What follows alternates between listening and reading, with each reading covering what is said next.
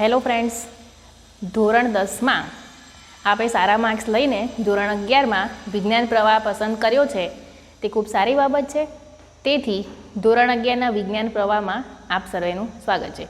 આપ સર્વે જાણો છો કે ધોરણ 11માં એ ગ્રુપ લેશો કે બી ગ્રુપ લેશો, બંનેમાં ભૌતિક વિજ્ઞાન એટલે કે ફિઝિક્સ સબ્જેક્ટ બંનેમાં કોમન છે, જેથી તમારે ફરજિયાત આ વિષય ભણવો પડે છે.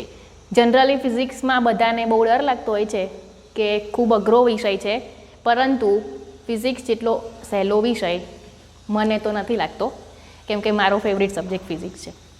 જોઈએ તો ફિઝિક્સમાં આપણે શરૂઆત કરીશું પહેલા ચેપ્ટરથી, ભૌતિક જગત. એટલે કે પહેલું ચેપ્ટર એક એવું ચેપ્ટર છે, સાવ નાનકડું ચેપ્ટર છે, પરીક્ષાની દ્રષ્ટિએ પણ તેનું મહત્ત્વ ખૂબ જ ઓછું છે, પરંતુ આ ચેપ્ટરને જેટલું તમે ઊંડાણપૂર્વક ભણશો તો 11 અને 12માં તમારે શું ભણવાનું છે, કેટલા ટોપિક ભણવાના છે,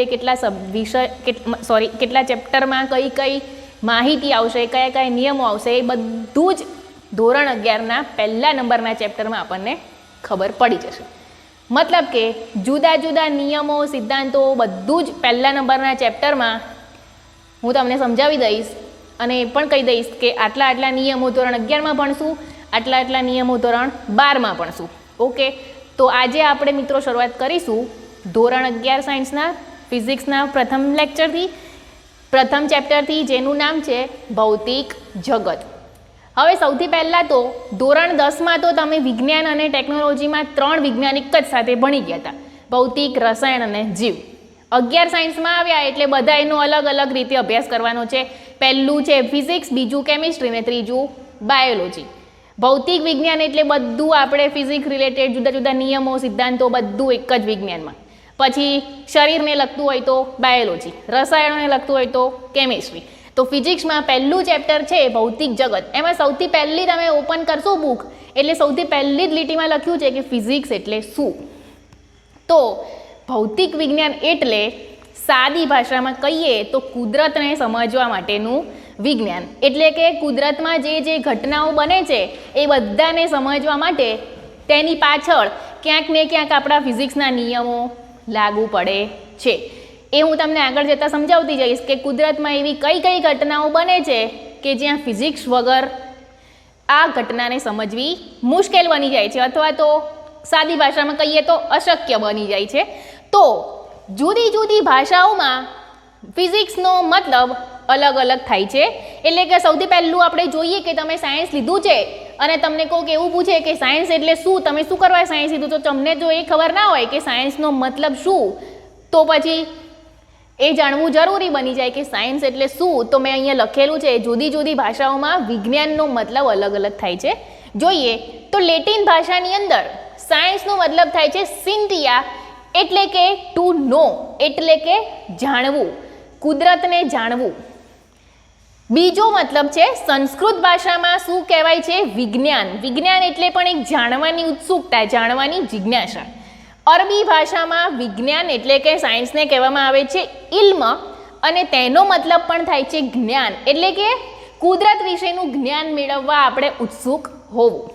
હવે એનાથી આગળ વધીએ તો મિત્રો આ 3 જે ભાષાઓ આપી છે એમાંથી તમને 1 માર્ક્સનું બી પૂછાઈ શકે કે સાયન્સ શબ્દને લેટિન ભાષામાં શું કહેવામાં આવે છે, અથવા લેટિન ભાષામાં સાયન્સ એ કયા શબ્દ પરથી ઉતરી આવ્યો છે, તો સિન્ટિયા. સંસ્કૃતમાં થાય છે વિજ્ઞાન અને અરબી ભાષામાં થાય છે ઇલ્મ, એટલે કે જ્ઞાન અથવા તો નોલેજ. હવે એનાથી આગળ વધીએ તો મેં અહીંયા એવું લખ્યું છે કે physics is the king of science and mathematics is the king of science. Okay, હવે તમને એવું થશે કે મિત્રો ફિઝિક્સને રાજા કહેવાય છે વિજ્ઞાનનો, તો ગણિતને જ કેમ રાણી કીધી, રસાયણ અથવા તો જીવ વિજ્ઞાનને કેમ ના કીધી.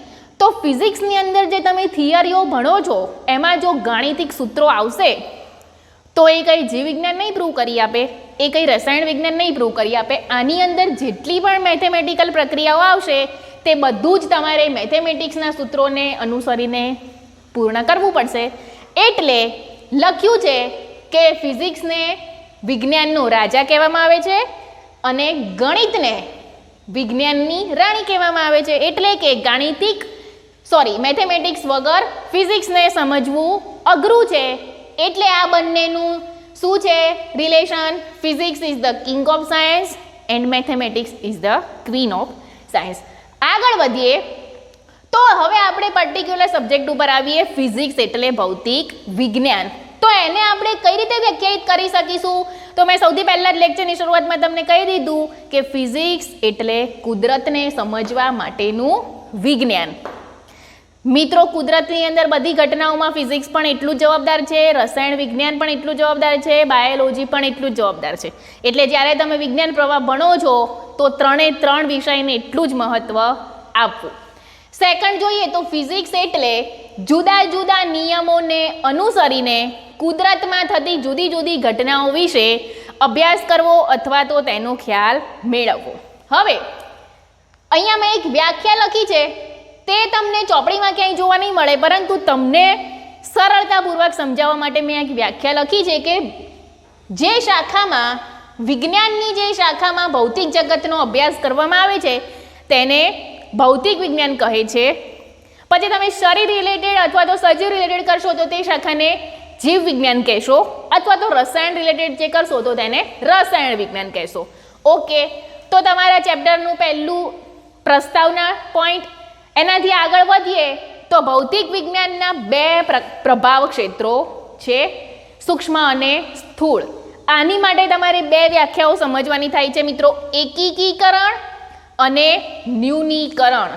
એકીકીકરણ એટલે તમને પહેલી વખત આ શબ્દ સાંભળતા હશો તો એકીકીકરણ એટલે તમે સાંભળો એટલે તમને કંઈક એવું થાય કે એક વસ્તુમાંથી ઘણી બધી વસ્તુ વિશે જ્ઞાન મેળવવું, અથવા તો એક જ નિયમનો ઉપયોગ કરીને ઘણા બધા નિયમો તમે સાબિત કરી શકો, અથવા ઘણા બધા પ્રયોગો ઘટનાઓ તમે સાબિત કરી શકો. તો આ જે ડેફિનેશન છે એને શું કહેશો? એકીકીકરણ. ઇંગ્લિશ નામ છે યુનિફિકેશન. તો મેં અહીંયા શોર્ટમાં લખ્યું છે 1 to many, એટલે કે એક જ નિયમનો ઉપયોગ કરીને એ નિયમના આધારિત તમે ઘણા બધા પ્રયોગો કરી શકો. તો આ જે ઘટના છે, આ જે નિયમ છે એને શું કહેશો? એકીકીકરણ અથવા તો યુનિફિકેશન. ઉદાહરણ તરીકે જોઈએ તો આપ સર્વે બધા જ જાણો છો કે ગુરુત્વાકર્ષણનો નિયમ, મેં અહીંયા ચિત્ર પણ દોર્યું છે. એક દોર્યું છે સફરજન, બીજો દોર્યો છે ચંદ્ર અને ત્રીજો દોર્યો છે સૂર્ય. સફરજન તમને જોઈને યાદ આવશે કે ન્યૂટન નામના વૈજ્ઞાનિકે સાબિત કર્યું હતું કે જ્યારે સફરજન ઝાડ પરથી નીચે પડ્યું ત્યારે તેણે શું કીધું હતું? પૃથ્વીનું ગુરુત્વાકર્ષણ બળ તેને નીચે તરફ જકડે છે, એટલે સફરજન ઉપર ઉડી ના ગયું અને નીચે પડ્યું. એ શેના રિલેટેડ છે? ગુરુત્વાકર્ષણ બળના રિલેટેડ છે. પછી સૂર્યની આસપાસ જે ફરે છે, સૂર્ય પોતાની ધરીની આસપાસ જે પરિભ્રમણ કરે છે, ચંદ્ર પણ પરિભ્રમણ કરે છે. આ બધી ઘટનાઓ શેના આધારે થાય છે? ગુરુત્વાકર્ષણ બળના આધારે. તો આ ગુરુત્વાકર્ષણ બળની મદદથી આપણે જોયું કે એક કરતાં વધારે નિયમો સમજી શક્યા.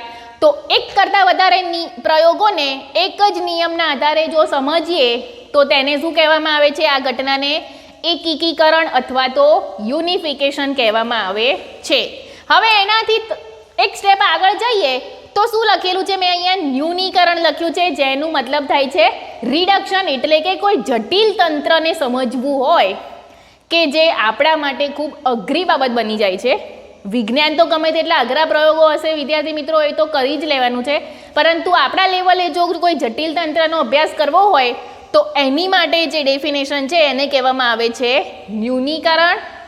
એનું પણ મેં અહીંયા લખ્યું છે જટિલ તંત્ર માટે. એનું ઉદાહરણ જોઈએ તો એકીકીકરણમાં ગુરુત્વાકર્ષણ બળ હતું, એ ખૂબ સરળ ઘટના છે, આપ સર્વે પણ કરી શકો છો તેના પ્રયોગો. ન્યૂનીકરણ એટલે કે થર્મોડાયનેમિક્સ. થર્મોડાયનેમિક્સ એટલે જેની અંદર ઉષ્માને રિલેટેડ અભ્યાસ કરવામાં આવતો હોય. થર્મોડાયનેમિક્સની અંદર કેટલીક ભૌતિક રાશિ આવે છે, તાપમાન,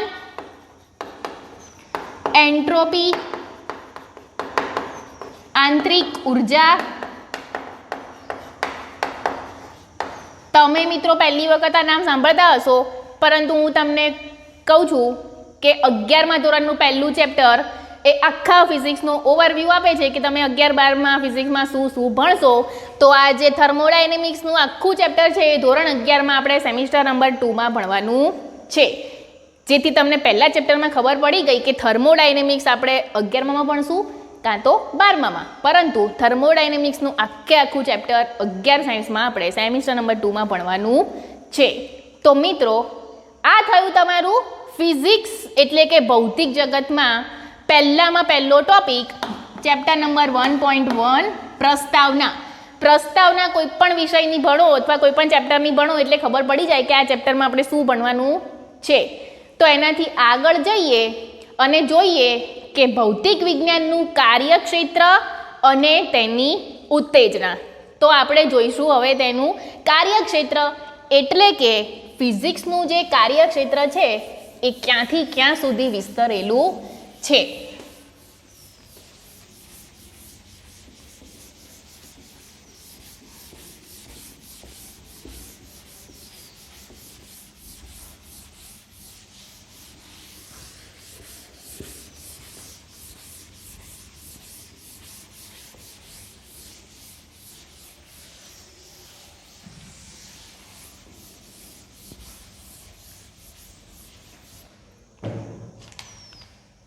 હવે આપણે મિત્રો ચેપ્ટર તરફ આગળ વધીએ તો નેક્સ્ટ ટોપિક તમારો આવે છે ભૌતિક વિજ્ઞાનનું કાર્યક્ષેત્ર અને ઉત્તેજના.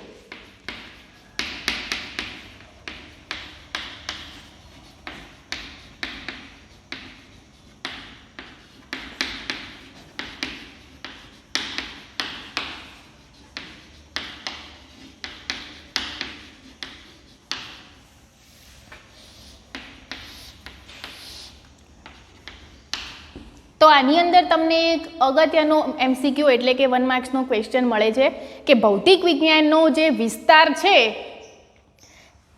એ શૂન્યથી લઈને અનંત સુધી ભૌતિક વિજ્ઞાન વિસ્તરેલું છે. એટલે કે નાનામાં નાની ભૌતિક રાશિથી મોટામાં મોટી ભૌતિક રાશિનું જો માપન કરવું હોય તો આપણે વિવિધ એકમોની મદદથી ભૌતિક વિજ્ઞાનનો અભ્યાસ કરીને સૂક્ષ્મમાંથી સૂક્ષ્મ ભૌતિક રાશિથી માંડીને મોટામાં મોટી વિશાળ ભૌતિક રાશિનો પણ અભ્યાસ કરી શકીએ છીએ. તો એની અંદર 2 પ્રભાવ ક્ષેત્રો આપેલા છે મિત્રો. તો જોઈએ ભૌતિક વિજ્ઞાનના 2 પ્રભાવ ક્ષેત્રો કયા કયા છે, સ્થૂળ અને સૂક્ષ્મ, જેનું ઇંગ્લિશ નામ છે મેક્રોસ્કોપિક અને માઇક્રોસ્કોપિક. તો આપણે અહીંયા લખીએ કે ભૌતિક વિજ્ઞાનમાં 2 પ્રભાવ ક્ષેત્રો છે. આ પણ મિત્રો તમને 1 માર્ક્સમાં પૂછાઈ શકે છે. ભૌતિક વિજ્ઞાનના 2 પ્રભાવ ક્ષેત્રો જણાવો. તો કયા કયા ભૌતિક વિજ્ઞાનના 2 પ્રભાવ ક્ષેત્રો મેં તમને કીધા? એક તો મોટી સંખ્યાનું જે માપન કરે છે તેને કહેવામાં આવે છે મેક્રોસ્કોપિક, જેને કહીશું આપણે સ્થૂળ. બીજું નાનામાં નાનું માપન કરતું હશે તો તેને શું કહીશું? માઇક્રોસ્કોપિક, જેને શું કહીશું આપણે? સૂક્ષ્મ પ્રભાવ ક્ષેત્રો. હવે આ જુદી જુદી પ્રભાવ ક્ષેત્રો છે સ્થૂળ અને સૂક્ષ્મ, એની અંદર પણ ફિઝિક્સની 4 શાખાઓ પડે છે. માઇક્રોસ્કોપિક એટલે કે સ્થૂળ સૂક્ષ્મ પ્રભાવ ક્ષેત્રોમાં પણ શાખાઓ પડશે. તો જોઈ લઈએ આની અંદર. મેક્રોસ્કોપિક એટલે મોટા મૂલ્યનું માપન કરી શકે તેવું વિજ્ઞાન અથવા તો તેવી ભૌતિક રાશિ. પછી તે દળ હોય કે લંબાઈ હોય કે સમય હોય, જો તે મોટું માપન કરતું હશે એટલે કે બહુ વિશાળ સંખ્યાનું માપન કરી શકતું હોય તો તેને માઇક્રોસ્કોપિક લેવલ કહીશું આપણે. પછી સૂક્ષ્મમાં સૂક્ષ્મ એટલે કે 10⁻⁻10, 15, 20, 50 એવું જો માપન સૂક્ષ્મમાં સૂક્ષ્મ લેવલનું કરતું હશે તો તેને આપણે microscopic level of the physics કહીશું. તો હવે આપણે જોઈએ કે મેક્રોસ્કોપિક લેવલની અંદર કઈ કઈ શાખાઓનો સમાવેશ થાય છે. તો મેક્રોસ્કોપિક લેવલની અંદર ક્લાસિકલ ફિઝિક્સનો સમાવેશ થશે. ક્લાસિકલ એટલે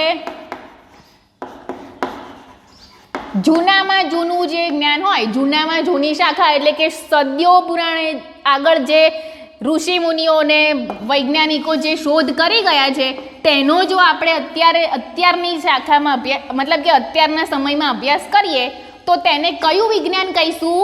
ક્લાસિકલ ભૌતિક વિજ્ઞાન એટલે કે ક્લાસિકલ ફિઝિક્સ. જૂનું પુરાણું સદીઓ પુરાણું જે નિયમો બની ચૂક્યા છે તેનો જો અત્યારે આપણે અભ્યાસ કરતા હોઈએ તો તેને શું કહીશું? ક્લાસિકલ. એની અંદર વિજ્ઞાનની 4 શાખાઓ પડે છે મિત્રો. તો તેનું વર્ગીકરણ જોઈ લઈએ. તેની પહેલી શાખા છે મિકેનિક્સ એટલે કે યંત્રશાસ્ત્ર. બીજું આવે છે ઇલેક્ટ્રોડાયનેમિક્સ, જેને શોર્ટમાં કહીશું આપણે ઈડી. ત્રીજું આવે છે, મેં તમને કીધું એ પ્રમાણે જટિલ તંત્ર છે આપણું થર્મોડાયનેમિક્સ. અને ચોથું છે ઓપ્ટિક્સ એટલે કે પ્રકાશશાસ્ત્ર, જેની અંદર પ્રકાશીય ઘટનાઓ જોઈએ છીએ આપણે. તો આપણે આગળ જોઈ લઈએ. તો હવે 1 by 1 બધી શાખાઓ ભણતા જઈએ. તો મિકેનિક્સની અંદર તમે શું શું અભ્યાસ કરશો? મિકેનિક્સ એટલે સાદી સંખ્યામાં યંત્રશાસ્ત્ર. તો યંત્રશાસ્ત્રની અંદર શું કરશો? ગતિનો અભ્યાસ કરશો. ગતિ એટલે કોઈ કાર જતી હોય તો તેની પાસે કઈ ઉર્જા હોય છે? ગતિ ઉર્જા. તો ગતિ એટલે જુદા જુદા પ્રકારની ગતિ હશે. પૈડાની ગોળ ગોળ ફરવાની ગતિ એટલે પૈડાનું પરિભ્રમણ. નેક્સ્ટ આવશે કારની ગતિ. પછી આવે છે રોકેટની ગતિ. એટલે તમે જુદા જુદા 2-3 એક્ઝામ્પલ લખી શકો છો બધી વિજ્ઞાનની શાખાઓમાં. હવે આપણે જોઈએ ઇલેક્ટ્રોડાયનેમિક્સ. ઇલેક્ટ્રોડાયનેમિક્સ એટલે વિદ્યુત. ત્યાર પછી આવશે ચુંબક. એટલે બંનેને જો ભેગી કરતી જે શાખા છે વિજ્ઞાનમાં, ભૌતિક વિજ્ઞાનમાં, એટલે કે વિદ્યુત અને ચુંબકને જોડતી શાખાને શું કહેવામાં આવે છે? ઇલેક્ટ્રોડાયનેમિક્સ, જેની અંદર આપણે વિદ્યુત ચુંબકત્વનો અભ્યાસ કરીએ છીએ. હવે આગળ આવે છે થર્મોડાયનેમિક્સ. થર્મોડાયનેમિક્સ એટલે મેં તમને આના પહેલા ભણાવી ચૂકી છું કે થર્મોડાયનેમિક્સ એટલે ઉષ્માને રિલેટેડ જો અભ્યાસ કરશો જે શાખામાં, તેને શું કહેશો? થર્મોડાયનેમિક્સ. એટલે કે ઉષ્માને લગતું મિકેનિક્સ, જેને કહીશું થર્મોડાયનેમિક્સ. એની અંદર અભ્યાસ શેનો કરીશું આપણે? ઉષ્મા એન્જિન, હીટ એન્જિન. એના પછી આપણે આવશે રેફ્રિજરેટર. આ બધા જે યંત્રો છે મિત્રો, એની આખી થિયરી આપણે સેમિસ્ટર નંબર 2માં ભણીશું. ત્યાર પછી આવશે તાપમાન નામની ભૌતિક રાશિ, જેનો પણ સમાવેશ આપણે થર્મોડાયનેમિક્સમાં કરીએ છીએ. હવે છેલ્લી ભૌતિક વિજ્ઞાનની શાખા ક્લાસિકલ મિકેનિક્સને લગતી શું છે? ઓપ્ટિક્સ એટલે પ્રકાશશાસ્ત્ર. એટલે કે જેની અંદર પ્રકાશને લગતી જુદી જુદી ઘટનાઓનો અભ્યાસ કરીશું. તો પ્રકાશીય જે ઘટનાઓ છે, પહેલું છે પરાવર્તન, પછી છે વક્રીભવન, પછી છે પૂર્ણાંતરિક પરાવર્તન. જેવી જુદી જુદી ઘટનાઓનો અભ્યાસ આપણે કાં તો 11મા ધોરણમાં કરશું અને કાં તો 12મા ધોરણમાં કરીશું.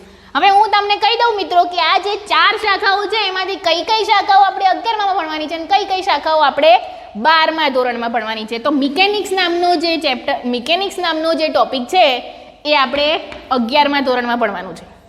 વિદ્યુત ચુંબકીય લગતી જે શાખા છે એનો જે ચેપ્ટર, એને રિલેટેડ જે ચેપ્ટર છે તે આપણે 12માં ભણીશું. થર્મોડાયનેમિક્સને લગતું જે ચેપ્ટર છે એ સેમિસ્ટર નંબર 2માં 11મા ધોરણમાં ભણવાનું છે. અને ઓપ્ટિક્સ રિલેટેડ જે શાખા છે એ આપણે 12મા ધોરણની અંદર ભણવાનું છે. એટલે કે ઓપ્ટિક્સને લગતા 1-2 ચેપ્ટરો છે, જેની અંદર જુદા જુદા ઉપકરણો ભણીશું. હવે થઈ ગયું આ મેક્રોસ્કોપિક એટલે કે સ્થૂળ પ્રભાવ ક્ષેત્રો. હવે નેક્સ્ટ આગળ જઈએ તો સૂક્ષ્મ લેવલનું જે એક વિજ્ઞાનની શાખા છે માઇક્રોસ્કોપિક. તો એની અંદર આપણે જોઈએ તો માઇક્રોસ્કોપિકની અંદર મોડર્ન ફિઝિક્સ આવે છે. કયું ફિઝિક્સ આવે છે? અને એની અંદર જે શાખા છે એ કઈ છે? તો કે ક્વોન્ટમ મિકેનિક્સ. આ ટોપિક જે છે એ ખૂબ જટિલ છે, તમારા લેવલે સમજવો બહુ અઘરો છે. એટલે જો તમે 11-12 સાયન્સ પાસ કરીને કોલેજ લેવલે જશો BScમાં, તો એની અંદર તમારે ખૂબ જ ડિટેલમાં ક્વોન્ટમ મિકેનિક્સ ભણવામાં આવશે. તો ફિઝિક્સમાં વધારે રસ ધરાવતા લોકો જો ફિઝિક્સ ઉપર BSc અથવા MSc કરે તો તેને ખૂબ જ ઊંડાણપૂર્વક આ શાખાનો અભ્યાસ કરવાનો આવે છે. તો જોઈએ ક્વોન્ટમ મિકેનિક્સ અથવા તો મોડર્ન ફિઝિક્સ અથવા તો માઇક્રોસ્કોપિક લેવલનું જે શાખા છે એની અંદર તમે એટમ એટલે કે પરમાણુનો અભ્યાસ કરશો, ન્યુક્લિયર ફિઝિક્સનો અભ્યાસ કરશો, ત્યારબાદ એક્સરે રિલેટેડ જે ઘટનાઓ છે, એક્સરે રિલેટેડ જે થિયરીઓ છે તેનો અભ્યાસ કરશો, અને માઇક્રોસ્કોપ માઇક્રોસ્કોપ એટલે તમે જ્યારે જીવ વિજ્ઞાનમાં પ્રયોગશાળામાં પ્રયોગ કરશો ત્યારે માઇક્રોસ્કોપની અંદર જુદા જુદા બેક્ટેરિયા કે જુદી જુદી સ્લાઇડ જોવા માટે સૂક્ષ્મમાં સૂક્ષ્મ લેવલને મોટું એનલાર્જ કરીને જે મોટામાં મોટું તમે જોઈ શકો એનો જે અભ્યાસ કરતી શાખા જેને માઇક્રોસ્કોપિક અથવા તો મોડર્ન ફિઝિક્સ અથવા તો ક્વોન્ટમ મિકેનિક્સ કહે છે. તો મિત્રો આજના લેક્ચરમાં આપણે શું જોઈ ગયા? ચેપ્ટરની શરૂઆતમાં સૌથી પહેલું તો વિજ્ઞાનની વ્યાખ્યા, જુદી જુદી ભાષાઓમાં વિજ્ઞાનનો અર્થ શું થાય છે તેની સમજૂતી. આ પણ તમારે યાદ રાખવાનું એટલા માટે રહેશે કે આ ચેપ્ટર પરીક્ષાની દ્રષ્ટિએ એટલું ઇમ્પોર્ટન્ટ નથી કે જેમાંથી 3 માર્ક્સનું કે 4 માર્ક્સનું કે 5 માર્ક્સના દાખલાઓ પૂછાઈ શકે. આની અંદર એક માર્ક્સના એમસીક્યુ અથવા તો 1 માર્ક્સના ક્વેશ્ચન પૂછાશે. એક વાક્યમાં જવાબ આપો તો એની અંદર પૂછાય, જુદી જુદી ભાષાઓ પૂછાય. કાં તો લેટિન ભાષામાં ફિઝિક્સને શું કહેવામાં આવે છે, અરબી ભાષામાં વિજ્ઞાનને શું કહેવામાં આવે છે, અથવા તો સંસ્કૃત ભાષામાં વિજ્ઞાનનો અર્થ શું થાય છે. ત્યાર પછી આપણે શું જોઈ ગયા? કેમ ગણિતને રાણી અને ફિઝિક્સને રાજા કહેવામાં આવે છે સાયન્સનું, બરોબર? તો એનો પણ તમને ખ્યાલ આવી ગયો કે ગણિત વગર ભૌતિક વિજ્ઞાનને સમજવું અઘરું છે. ત્યાર પછી આપણે ફિઝિક્સની વ્યાખ્યા જોઈ ગયા કે એકચ્યુઅલી ફિઝિક્સની વ્યાખ્યા શું છે, તો કે કુદરતમાં થતી ઘટનાઓ અને કુદરતના જુદા જુદા નિયમોને સમજવા માટેનું વિજ્ઞાન, જેને કહીશું ભૌતિક વિજ્ઞાન. ત્યાર પછી 2 વ્યાખ્યાઓ જોઈ હતી, મેં અહીંયા લખ્યું હતું એકીકરણ અને ન્યૂનીકરણ. એકીકરણ એટલે એક જ સિદ્ધાંતનો ઉપયોગ કરીને એના રિલેટેડ જુદા જુદા પ્રયોગો તારવશો તો તેને યુનિફિકેશન કહીશું, અને જટિલ તંત્ર માટે જે શાખા વપરાય છે તેને ન્યૂનીકરણ કહે છે. ત્યાર પછી આપણે તેના કાર્યક્ષેત્રો અથવા તો પ્રભાવ ક્ષેત્રો તરફ આવ્યા. 2 પ્રકારના છે. મોટું માપન હશે તો માઇક્રોસ્કોપિક લેવલ, નાનામાં નાનું હશે તો માઇક્રોસ્કોપિક. આની અંદર જે શાખાઓ છે ભણવાની તેનું વર્ગીકરણ કર્યું. હવે નેક્સ્ટ લેક્ચરમાં આ દરેક શાખાઓનો અભ્યાસ, તેનો ઉપયોગ અને તેની અંદર આપણે કયા કયા મુદ્દાઓ ભણવાના છે તે જોઈશું. આજનું જે હોમવર્ક છે મિત્રો એ હું તમને ગ્રુપમાં મોકલી આપીશ. તમારે તે હોમવર્ક કરીને તેના ફોટા પાડીને મને મોકલવાના રહેશે.